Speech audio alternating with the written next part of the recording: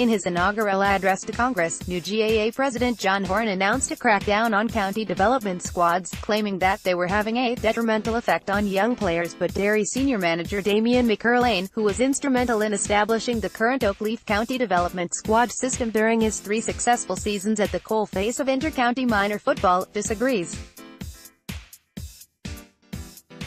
McErlain argues that Derry's system offers talented youngsters access to resources and coaching that might not be available at their clubs, and also establishes a connection between them and their county. At the end of my first year in minor, 2015, I probably would have given out a wee bit about the level of strength and conditioning in some of the other teams. Kerry's strength and conditioning was, for me, the number one, said McErlain. Kerry Miners beat Derry in the All-Ireland semi-final that year. Apart from the fact they had great players, it was the number one difference between them and everybody else. They were just on a different plane in terms of their conditioning. After the semi-final in 2015, a lot of stuff had been set in place for the next year's development squads, and we benefited each year. Our team last year was the best conditioned team of the 3. In his Congress address, GAA President Horan raised concerns that development squads fostered elitism and a disconnect between young players and their clubs.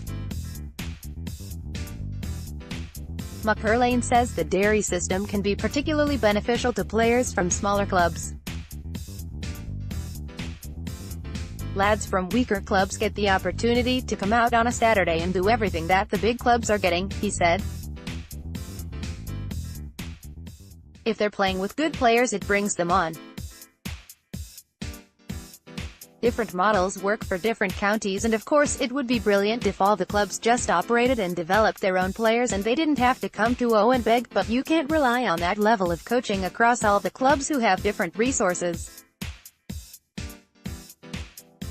The other benefit is that you're bringing them in and treating them well at 15 to 16 years of age, and they'll hopefully get an appetite for playing for Derry. You could say, well, there's not too many of them are ever going to play for Derry, how many of them will come through? But that's football.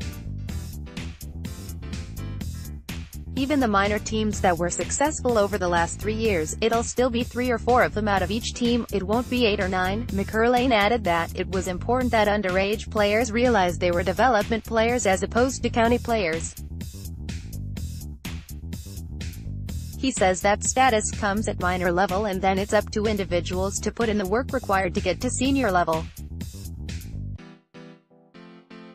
There is that point about Cubs getting carried away, thinking that they're a county player at 15, but it's up to the managers to let them know that they're here to develop and show them what it takes to be a proper county player, he said. At minor, I would be drilling in the message, look boys, this is not development squad, this is a totally different level now, and the boys would have seen that pretty quickly. Once you come out of minor to the U20s and the seniors, it's all about the boys who